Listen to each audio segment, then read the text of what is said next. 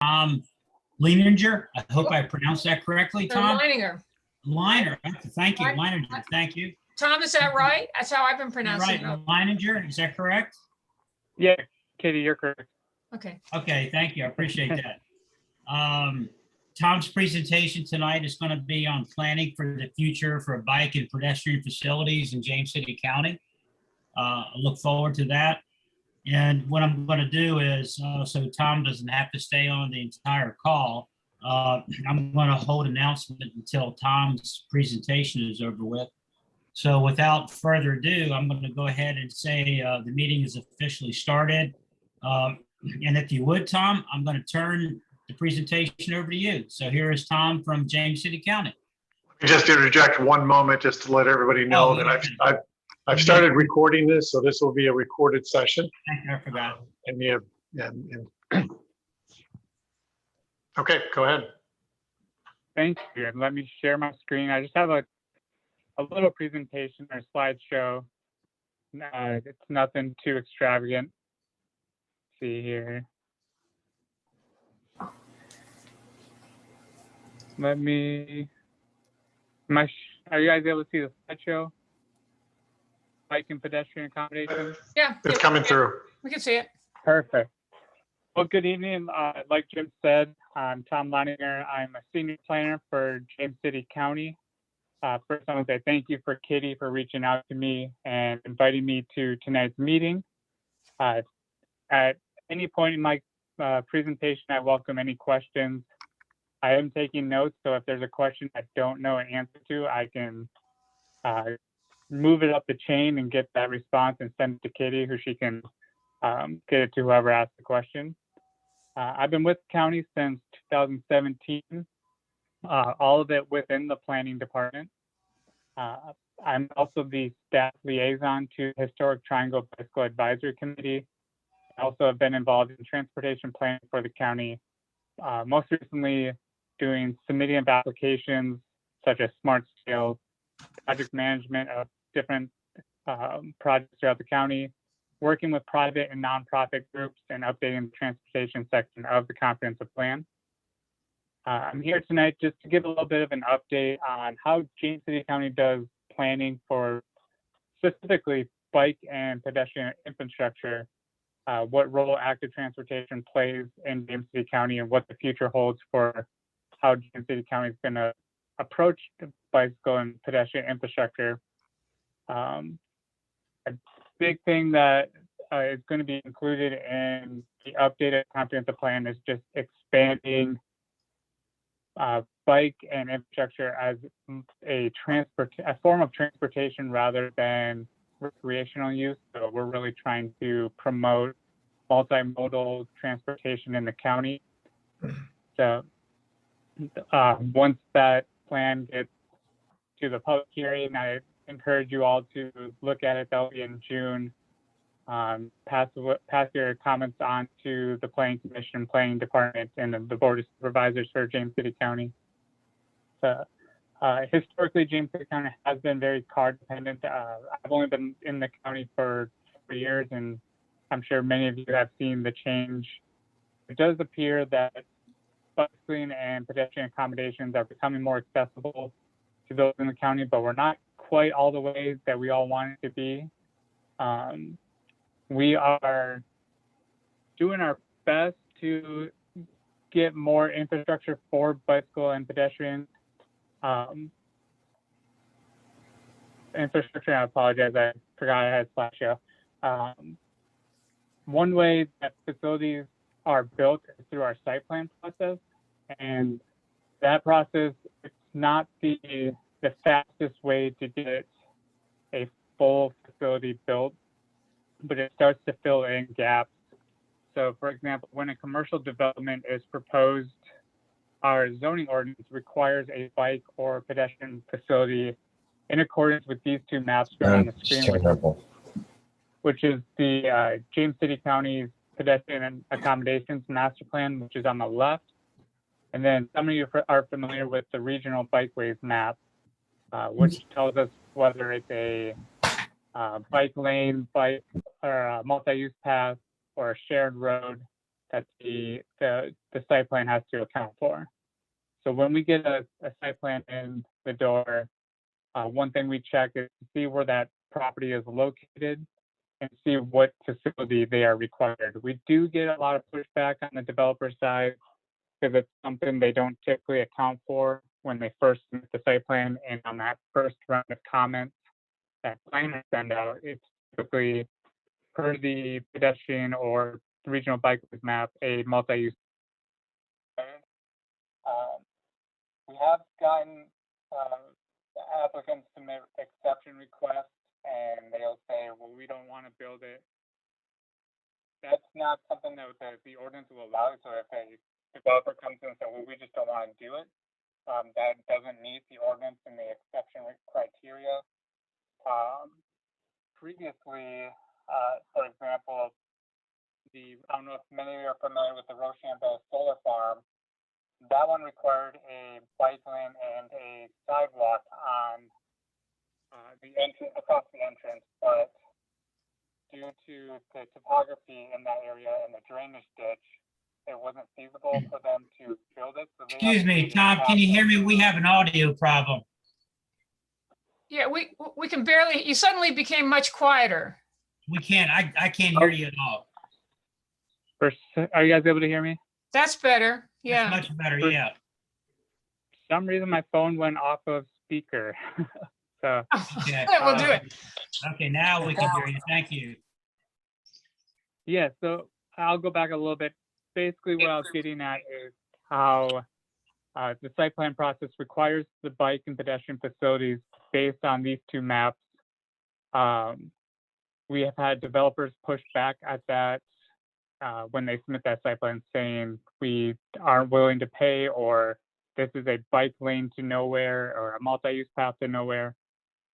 Just because they don't want to, it doesn't meet our exception criteria. However, there are instances where a situation where the exception criteria is met, and I think some of you saw that the Rochambeau solar farm submitted cash in lieu for a sidewalk and a bike lane that the county applied to, that will be able to apply to future transportation projects.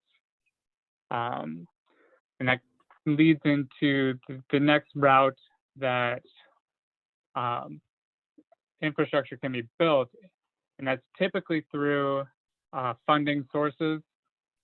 This one's a little bit more challenging, although it does result in greater benefits versus the first route. The big difference between the city of Williamsburg and James City County, some of you may know this, is just that the city of Williamsburg they own the right-of-way to their streets, where James City County does not. Virginia Department of Transportation owns much of the right-of-way. In some instances, such as Kings Mill, Ford's Colony, the right-of-way is private, so the HOAs or the private developers would handle any future development of bike and pedestrian accommodations within their limits. So when we apply for funds, it typically requires a 20% match or some additional reviews by VDOT. And then we also compete with other counties, other states for federal funding. So there's a lot of projects that are reaching for the same bucket of money that we're reaching for. But there are the two that I highlight here in red are the two routes that are the main routes that we would pursue bicycle and pedestrian funding. So it just varies on the project. Sometimes you have to find the right project that meets the criteria of the funding source. We may have a good project that is good for a revenue share project, but may not be a smart scale project. And it all depends on what is the benefit or what are the needs of the project that it's satisfying. So when we go through funding sources, we have to not only look at where the funding source is coming from and what they're requiring, but also who supports it. And one thing that many citizens have reached out to the planning department is they want to see more bicycle and pedestrian infrastructures built in the county, and that gets set up through the comprehensive plan. So almost all of these funding sources will have a criteria that says, is the project supported by citizens, the comprehensive plan, local government, and also at the Hampton Roads Transportation Planning Organization, or the HRTPO. And by getting this buy-in by citizens saying they want to see more alternative transportation throughout the county, that tells us that we have buy-in from citizens to go out and pursue the funding. And a lot of times, I've only been here for 4 years, but in the Capitol Trail is a little bit different. But typically, when we see multi-use paths or other bicycle infrastructure, it's usually through a larger transportation widening project, such as Long Hill Road or Croker Road are two recent examples. And we're really pushing forward with this comprehensive plan update to start looking at separating those two out by pursuing more transportation alternative funding. And I think we're hoping for it this year, but we're going to try our best to submit an application. If not, that's something that you'll probably be hearing more often, is James City County applying for more bike and pedestrian funding sources so that we can get some of these facilities built, especially in areas where we may not get a site plan that will force a developer to develop that infrastructure for us. For example, if a corridor has just a lot of houses fronting on it, and that's something that we would just never get a site plan for because it's a residentially zoned parcel, and we would only require that from a commercial development. So when the county does seek out to apply for a project, we do need that support, and we've heard that support from citizens. We take that survey results, we take what the citizens have been saying in our public engagement, and we put it in the comprehensive plan. And then before we submit our application, we take it to the Board of Supervisors, and they will submit a resolution of support that we will also take to the HRTPO and get that support as well. Specific to bike and pedestrian improvements, the comprehensive plan in the past has typically been more limited on whether or not we want to pursue bike and pedestrian. Some of you may have seen that in the past comp plans. So one big addition is adding to that section. I think the previous comp plan had only about two to 3 pages that references bicycle and pedestrian accommodations. And this year, throughout our update, I think we upped that to well over 10, maybe almost 15 pages. I can't remember exactly, but we're really trying to get some of the voice of the county that we're hearing into the comp plan. And the big thing is they want to have multimodal facilities. Another big addition is just references to the Birthplace of America Trail. That, as you may have all been hearing, is a huge regional trail. It's not something we're going to be able to fund for the James City County portion all at once. So we're doing our best to pick spots that we can pursue funding and push that trail forward so that we're keeping in pace with the rest of the region. Like I said, the comprehensive plan is still being updated and still going through the review process. I encourage you to reach out to planning department, to myself, to your representatives in the board or the planning commission. If there's anything you guys would like to add to it. We do have a June public hearing date, so I'm kind of giving my my plug for the comprehensive plan here. Many of the responses that we did get is that the county has recreational uses, but they really want that means of transportation. And then, in addition to the citizens, we've also heard back from the Historic Triangle Bicycle Advisory Committee, or HITBAC is how we call it. And they've compiled a list of projects that we've also incorporated into our chapter. So when we go for funding, we can look at that chapter and see what that list is that the HITBAC is wanting us to pursue. Those are projects that include just restriping in certain areas to expanding and pursuing the Birthplace of America Trail. One other addition that we've seen recently, and it's helped, and if Reed or Kitty want to provide a little background to this, is how HITBAC has been involved in reviewing roadway projects for the county, or assisting in reviewing roadway projects for the county. And that's actually helped a lot because it gives us a different perspective. It helps us get away from that car-dependent way of thinking that we've just been trained to think about, and that we can get those bicycle and pedestrian accommodations into corridor studies. We can get into the actual project plan, so that when it goes to VDOT for review, they see that we are accounting for a multimodal corridor rather than just your typical 4-lane road and not accounting for bicycles. So here's an example of the Long Hill Road corridor that will have a multi-use path going all the way down it. At least it's proposed to go all the way through phase 3. We currently only have phase 1 funded. And on the back side of this, where this picture is taken, the multi-use path will continue going towards the James City Recreation, or James City Parks and Rec Center.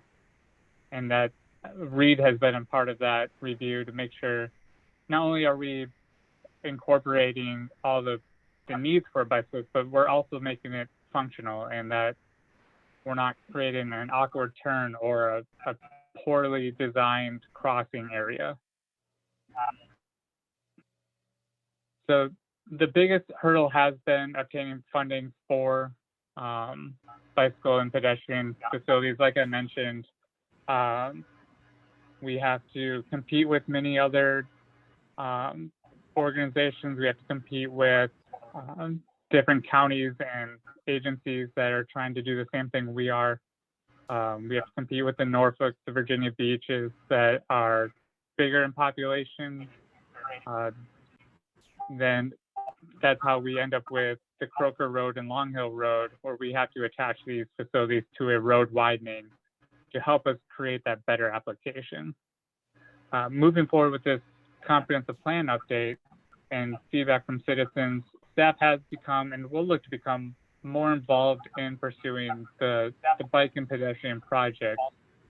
I think you guys will all see that the Birthplace of America Trail will be a big priority from our office to push those applications forward as quickly as we can. With that, I'm happy to take any questions. I know I kind of sped through that fairly quick. I'm happy to expand on anything or just open up for anything you guys all have. And I thank you all for letting me present. I have some questions to start off. Can you go back to the boat map? Okay, I just want to point out that HRTPO has actually approved a fairly significant change to this map, so that the section, the red line that goes down the peninsula has now been changed into there's a circle that starts just below Newport News, and it goes down along the waterfront. I can't move I can move my cursor, but it doesn't do anything. So it's going to be, I mean, both of those sections, the northern part and the southern part on the peninsula, will end up at Fort Monroe. But the Tidewater Trails Alliance worked very hard to suggest that we do a better job with the boat to make it into a really multimodal system. So it's not just recreation. We wanted to make sure that we were hitting all of the major institutions of higher learning. I think Christopher Newport University hadn't been on the original, nor had Hampton University. They are now on that extra loop section. We wanted to make sure that places like the Newport News Shipbuilding was on there. So what we've done is made a revision to this peninsula section that actually fulfills what the Tidewater Trails Alliance goal is, to use this network not just for recreation but for transportation, linking historic sites, recreational places like the Rec Center, James City County Rec Center, or other recreational parks and so forth, with neighborhoods, and neighborhoods with shopping areas, and shopping areas with places of employment, so that people can start really using a trail like this or a network like this to get from point A to point B without having to be in their cars and without having to be afraid for their lives, which is the major impediment to many people to commuting by bike. So in any case, just for FYI, there's a major accommodation or change to this. This is the original map from 2017, and that has been changed quite a bit. So anyway, just thought I'd point that out. Yeah, Kitty, you said the HRTPO has approved that? Yes, they have. Okay, I'll reach out to Steve Lambert just so I can get an updated copy for the comprehensive plan. Yeah, I can send you a copy if you'd like. But if you Okay, want, perfect. yeah, I will do that. Then my other question, I have lots of questions, but I'll just ask one more and then let other people jump in. Go to the next slide, the one on the roundabout on Long Hill Road. Yeah, okay, this is great. So you said, I have two questions about this. You said that going to the left and in back of this slide, so you're heading back over to the rec center, which is terrific, because that's one of the major goals for this Long Hill Road corridor is to connect neighborhoods, churches, and schools and recreation facilities. So on the I guess the western edge is Freedom Park, and on the eastern edge is the rec center. How do you get from where we are here in this image across 199? Because it looks like the bike path is on the north side, right? I mean, the side closest to us. We're heading basically west here. How do you get across 199, or is it on both sides? I can't remember what the plan was.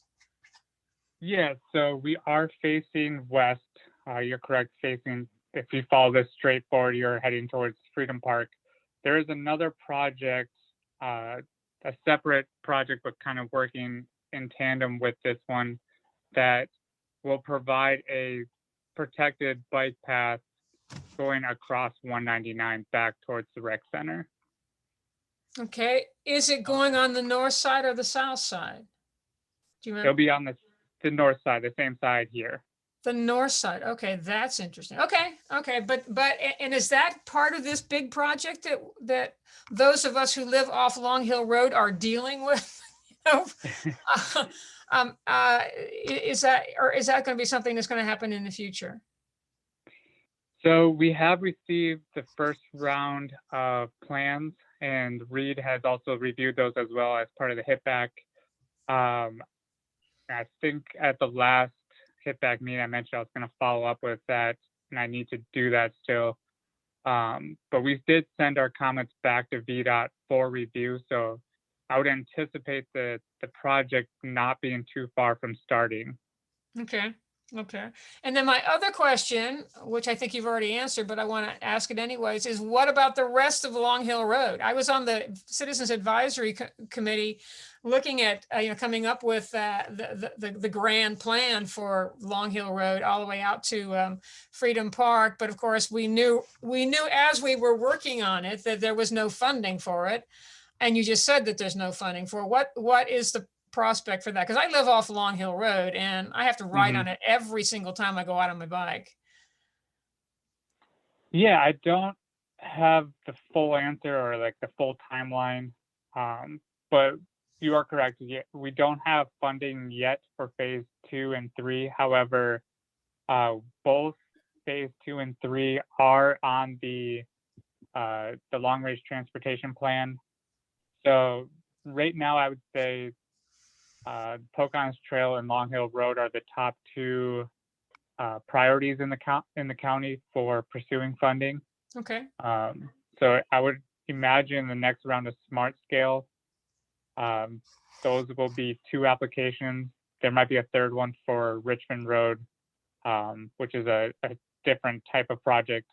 But the 2 larger by dollar amount would be this one, completing this one, and then looking at Pocahontas Trail, which would be part of the Birthplace of America Trail if we can get that part funded. Okay. What, the Richmond Road would be part of boat? No. Pocahontas Trail, the Route 60. The Route 60 corridor. Yeah, the Pocahontas Trail corridor. Yep. All right. That's interesting because of what we heard at the HITBAG meeting, but never mind. We don't have to talk about that. So anyway, okay. Other questions?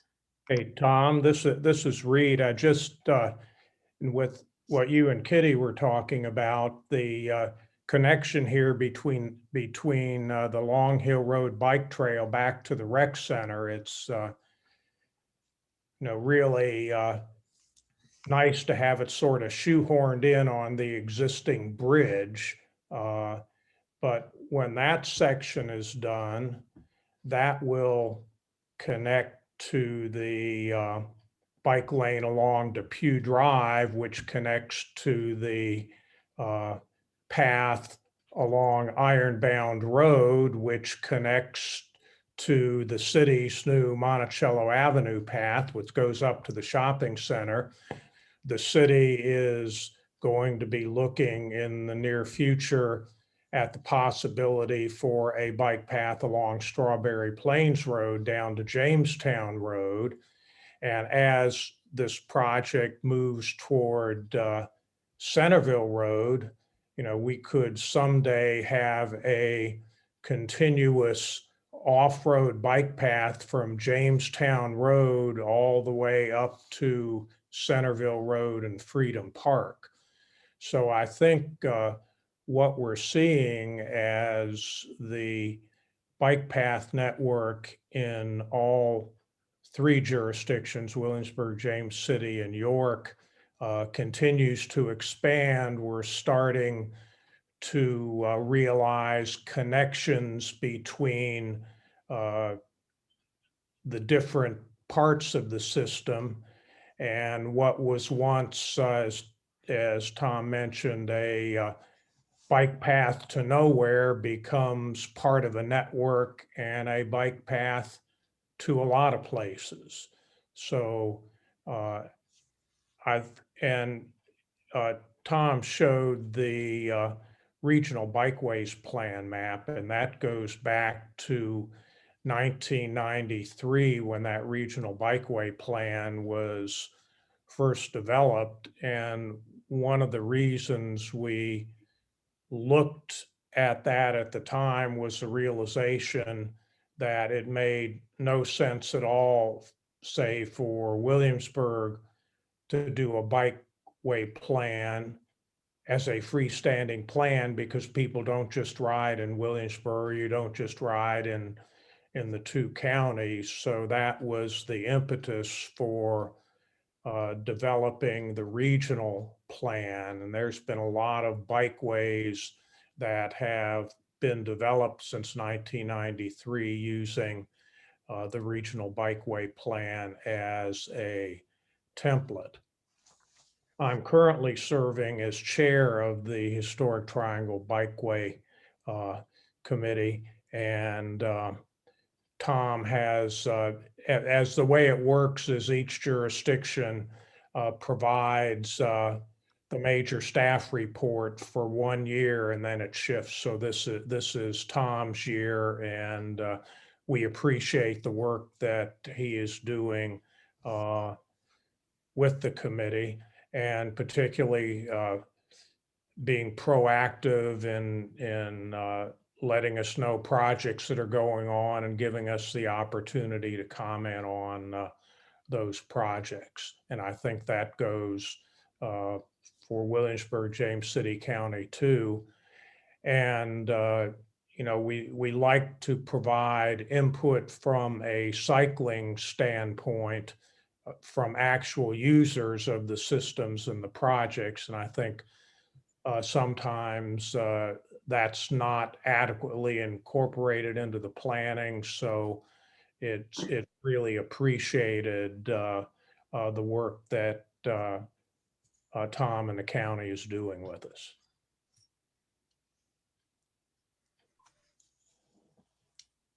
Other questions?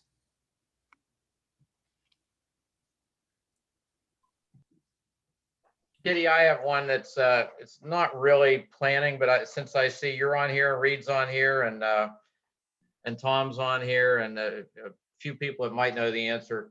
It's great that we're expanding these networks. I think it's wonderful, especially the whole loop that Reed was talking about. I guess I'm just wondering, and it's a VDOT issue, I'm sure, not really a planning issue, but what do we do to maintain the loops maintain the rights of way, or the berms once they're created? For example, Centerville, we all know how it just continues to, the growth just keeps growing in and growing in and growing in. Pretty soon that bike lane is gone. So does VDOT or anybody do anything to actually maintain them after you go to all the trouble of building them and making these great right of ways for us to ride on, and then they just go away in time? Tom, why don't you tackle that? Yeah, yeah, that's not a question. That's a statement we hear quite often, especially at the hit back. They like to remind us that Centerville Road or other places need street sweeping, or the vegetation needs to be cut back. VDOT is responsible for maintaining specifically the vegetation and the overgrowth of trees or bushes or the grass growing onto the bike lane.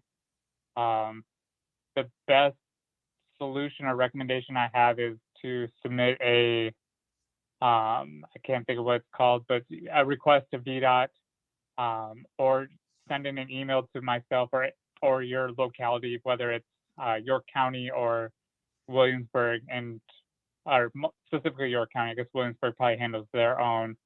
We're happy to submit that request as well. I can't promise that it goes any faster if I submit it versus a citizen submits it. For street sweeping, I have to double check this, but I believe street sweeping happens twice a year. Once in the early spring, once the snowfall chances have kind of gone away. And I believe there's one in the fall time as well. So yeah, hopefully that answers your question, but it's always been a challenge working with VDOT sometimes to keep these bike lanes clear and that they're rideable and that the vegetation's not growing and putting the biker closer to the lane of car traffic and making it unsafe for them. Otherwise, it just defeats the purpose of having a bike lane. Okay, well, I'm glad I'm not the only one that's asked that question, Tom. Thank you. Actually, I will add that this has been a perennial issue that HITBAC has taken up. I was chair of HITBAC for a couple of years, and we requested that I think the county owns a sweeping device that was designed for bike lanes, and we had requested that this twice a year, sweeping be done, and we had to designate certain roads because they couldn't do the, the whole county. And Centerville was one of them, in part because, especially in the spring, if there's been snow and whatever during the winter time, then there's a buildup of sand on on the bike lane, especially on Centerville Road.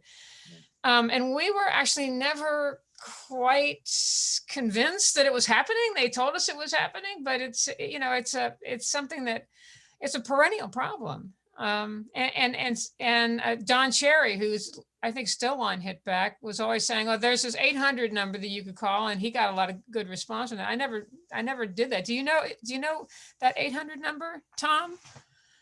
I don't. I guess I would offer the same recommendation that if you want to send something to me, I'm not always able to get out there and see what the conditions are. So yeah, I'm welcome to, if you guys don't send an email, I'm welcome to poke the bear and to see if we can get somebody out there to sweep, or see what or get some verification that a sweeping has taken place. It's from on Centerville Road from a little bit past Long Hill all the way to Richmond Road. That's been recently repaved, that section. So the bike lanes are in good shape. From the other direction, from Long Hill Road down to Monticello, it looks like that should be on VDOT's schedule at some point in the near future for repaving. Do you know if that's on the schedule? I do not, but I'm happy to reach out to them and see.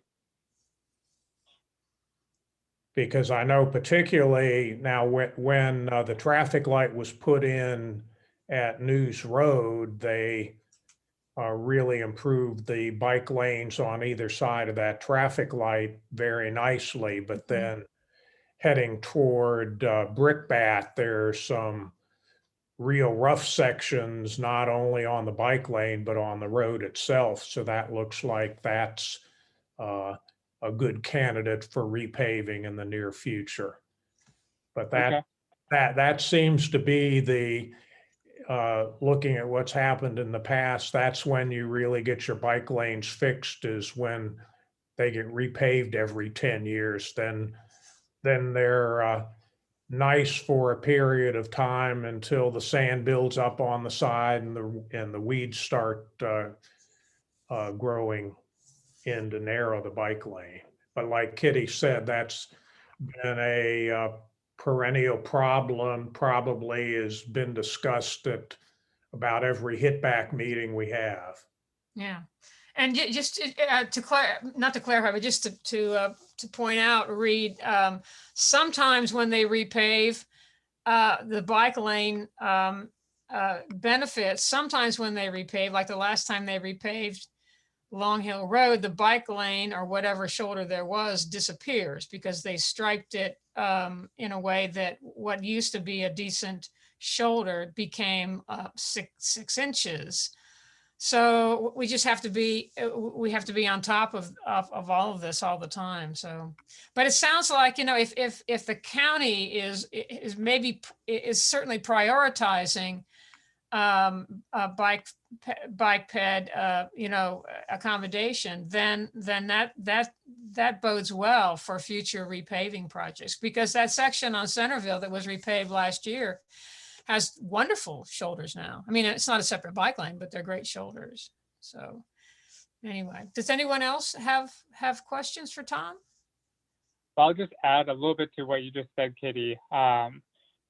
When I don't know what the process was previously, but I do know I think it was that Centerville Road repaving, and it might have also been Moortown Road.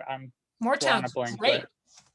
Yeah, they reached out to us prior to paving and just double checked with us what the recommendation or what the accommodations are for that, so that Long Hill Road doesn't get repeated, or that type of their solution doesn't get repeated. Okay, okay, good.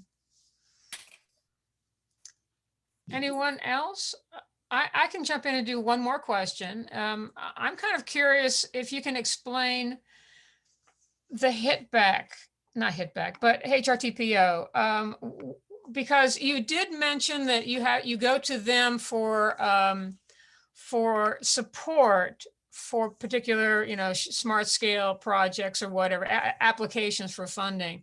My sense is that we as a community are competing with Virginia Beach, Norfolk, all the other places that are in the Hampton Roads region. And so going to HRTPO, I'll explain again that is the Hampton Roads Transportation Planning Organization, which is an arm of VDOT. This is for people who don't know the acronyms. That when you apply for support for a particular application, do we then have to compete with these other regions, other entities in the region? Yeah, typically we do still compete with them. When we go for support, I have yet to see an example where we ask for support on a project and we don't receive that support. Okay, that's good. But when it comes to scoring the application, and I have little experience with this. I've only gone through one round of Smart Scale where I saw this, and the applications get scored, and you see other localities within the Hampton Roads area ahead of us in the ranking system. So we're still competing, even though we have the support of the HRTPO. I think what it helps is that if we don't make, let's say, for example, you pursue a Smart Scale application, do not get ranked high enough to receive the funding, we can still work with the HRTPO on other funding types. And I can go to that slide. So if we wanted to pursue another funding source, so Smart Scale was 2020, 2021 is the transportation alternative. So we'd have the support from them to pursue maybe a transportation alternative if we were looking to do like a bike or pedestrian infrastructure project. And that helps kind of eliminate some of the competition a little bit. But if those other localities also have a TA application, we're still kind of battling it out for that money. I hope I answered that question. Yeah. I'm still kind of learning a bit myself. Yeah, okay. And then my final question is, can you tell us when that June comp plan public hearing is going to be? Has that been set, the time? Yeah. So June 24th is when the Planning Commission will have their public hearing. Okay. The July Board of Supervisor meeting, which it's the second Tuesday of July, I think that's the 13th. That's when the Board of Supervisors will have their public hearing and kind of first public view from their perspective. And then we're looking at a September adoption of the comprehensive plan. Okay, could you send me those dates and I'll post them on the WAB bulletin board? Yeah. Maybe we'll get them on the calendar or something. I'm going to be out of town in June, but July, other people aren't, and it'd be good to have people, participate in those events. Yep. Yeah, I'll send that to you. Okay, great. Any other questions? Jim, it looks like you just unmuted yourself. I did. Thank you. I just wanted to say, Tom, Kitty, Reed, thank you for that presentation. A lot of good exchange, a lot of good information. And again, thank you. Appreciate it. Yeah, I think Jim, there is at least another question or two from Barb and Raul that I think he was trying to unmute or look like he was, but if not, I can ask it. Go ahead.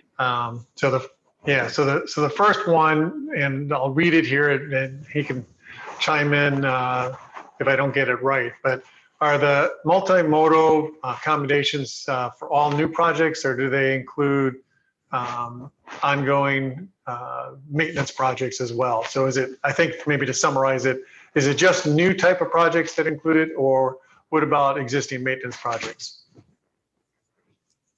for So, multimodal? yeah, Multimodal. if VDOT comes and they give us a warning or some sort of heads up that they're going to go out and do a repaving or some sort of maintenance resurfacing project, and they let us know they're doing it, we can definitely tell them, hey, is there enough right of way to add a bike lane or something like that, or is there enough pavement to do a bike lane? If there's not, then it's typically going to require some sort of funding application or a larger project to either obtain the right of way from a private owner or expand or do a widening of the project. So, for example, Pocahontas Trail from the fire station down to James River. That one is just a 2-lane, for the most part, 2-lane road with some sidewalk, I believe, on one side, but not a whole lot of multimodal in terms of bus pull-offs or even bicycle accommodations. So there's a corridor study that took place, and we're pursuing funding. I want to say we're pretty close to fully funding that project. That's going to include multi-use path on one side, a sidewalk on the other, with specific bus pull-offs throughout the corridor. So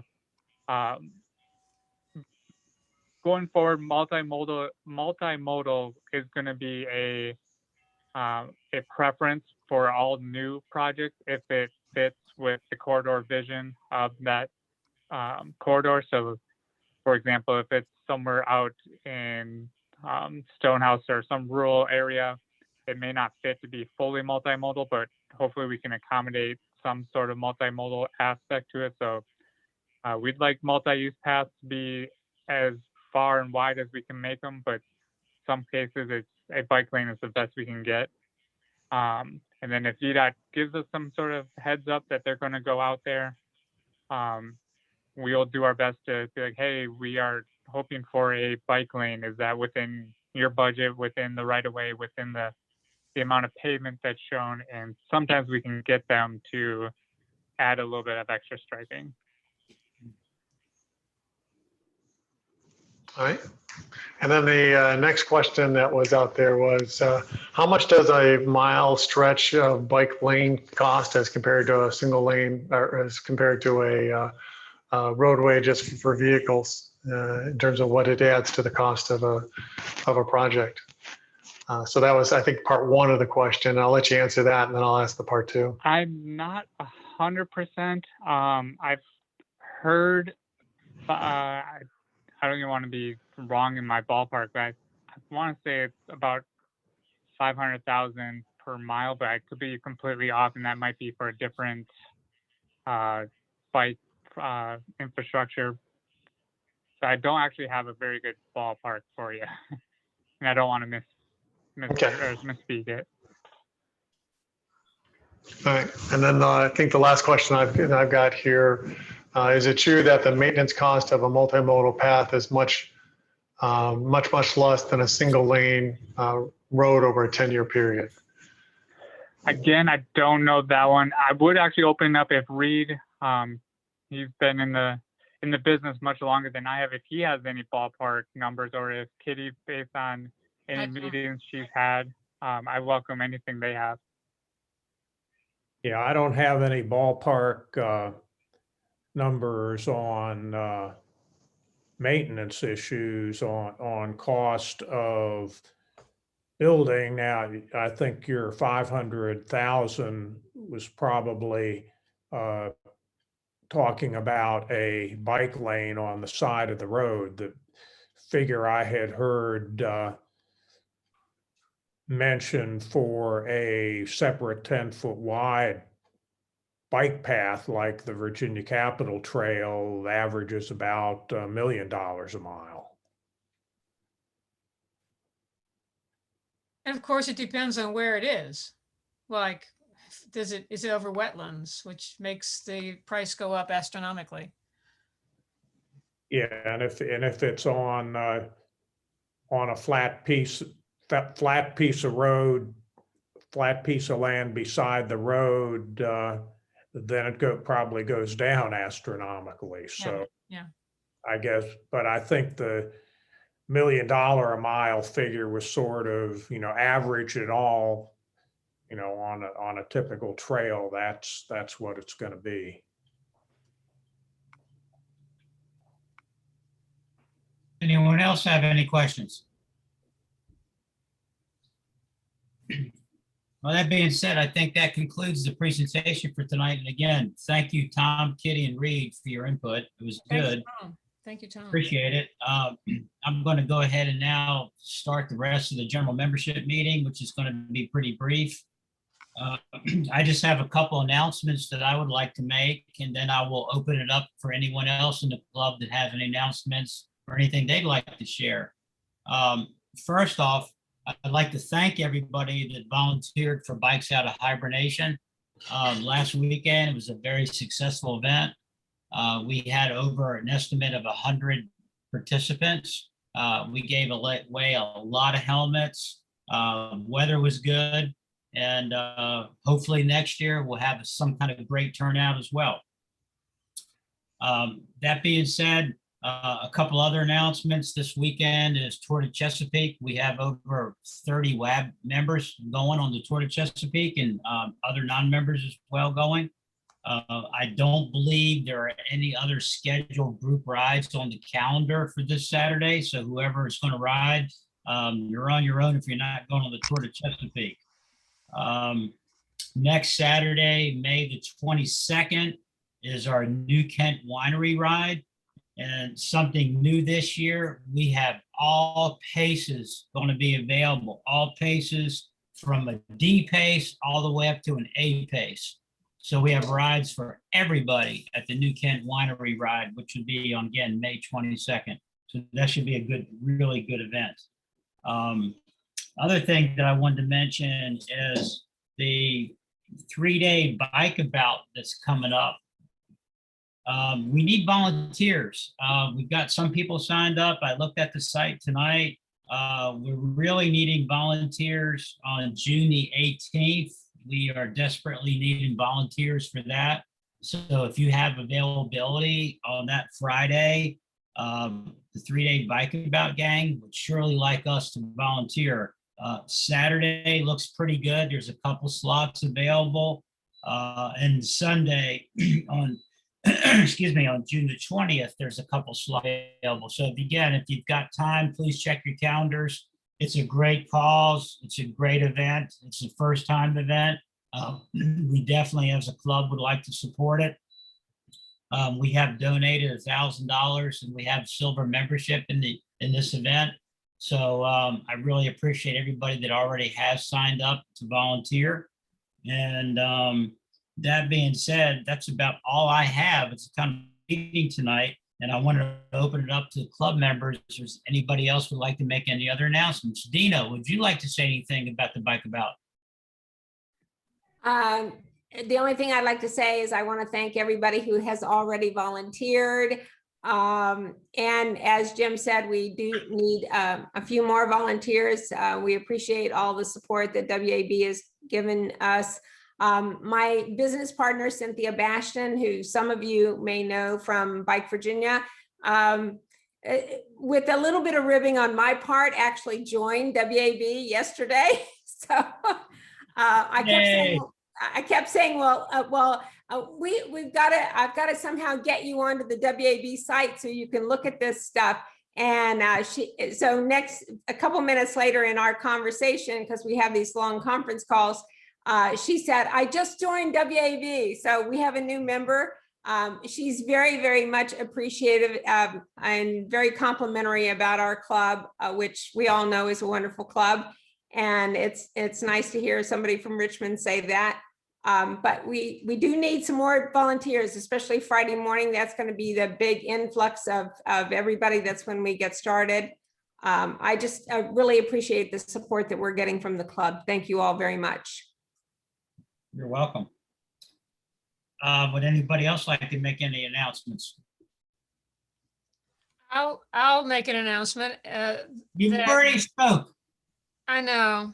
Go ahead. I'm just kidding. Go ahead. Katie. That the next general membership meeting speakers will be Deb Hill and Camilla Buchanan, who just completed their, I think, 5th crossing of the US. They did the southern route this time. They got back about 3 weeks ago, I guess. I don't have a title yet, and I'm not going to be able to be here, alas, because I'm going to be on a plane headed to Oregon, where I'll be for several weeks. So I'm going to miss the other events that are happening in June. But in any case, it should be a really interesting talk. And I mean, a lot of us followed Deb and Camilla's most recent jaunt across the country because they were posting pictures on Facebook the entire time.